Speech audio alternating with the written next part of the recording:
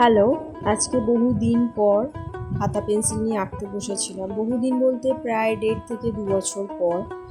আঁকা তো রোজই হয় কাজের সূত্রে, কিন্তু খাতা পেন্সিল নিয়ে আর সেভাবে আঁকতে বসা হয় না। তো আজকে যে আঁকাটা আঁকছিলাম সেটা সকালে ফেসবুকে আমি দেখি। তো ফেসবুকে বা বিভিন্ন গুগল হোক বা পিন্টারেস্ট হোক, বিভিন্ন জায়গাতে অনেক ছবি এরকম আমি দেখি।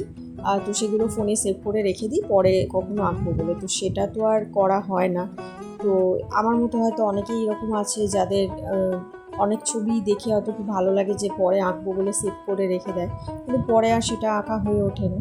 কিন্তু আজকে হঠাৎ করে মনে হলো যে না, সন্ধ্যাবেলাতেই বসে ছবিটা আঁকি। ছবিটা আঁকতে আমার বেশিক্ষণ সময় লাগেনি।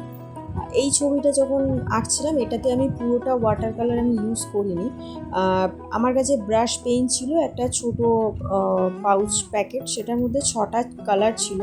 তো আমি ফার্স্টে ভেবেছিলাম যে ওইটা দিয়েই আমি পুরোটা কমপ্লিট করব, কিন্তু যখন স্কিন কালারটা করতে চাইছিলাম তখন যেহেতু ওখানে 6টা কালার ছিল, সব কালার তো অ্যাভেলেবেল ছিল না।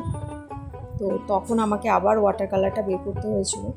কিন্তু ওয়াটার কালারটাও যেহেতু আমার অনেক দিন ইউজ হয়নি, প্রায় 1.5 থেকে 2 বছর, সময়টা প্রায় অনেকটাই সময়। তো যাই হোক, তো সেই ক্ষেত্রে একটা সমস্যা দেখা দিয়েছিল, যে ফার্স্টে একদম লিকুইড বেরোচ্ছিল, যেটার সাহায্যে ওয়াটার কালারটাকে লিকুইড রাখা হয়, বা তাড়াতাড়ি জমে যায় না জিনিসটা। তো সেটাই ফার্স্টে বেরোচ্ছিল।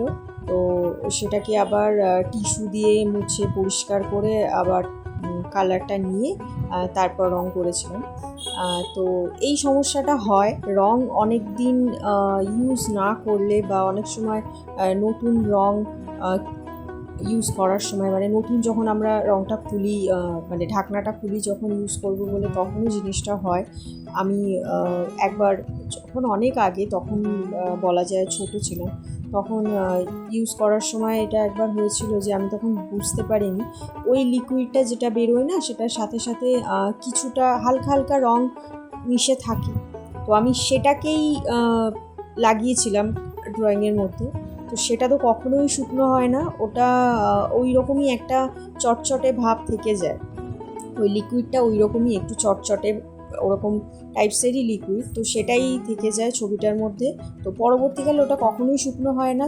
তো পাশাপাশি বা ওপর নিচ, মানে খাতায় যখন আঁকা হয় তখন তো পেজের উপর পেজ এরকমভাবে থাকে, তো তখন না একটার সাথে একটা পৃষ্ঠা জুড়ে যায়।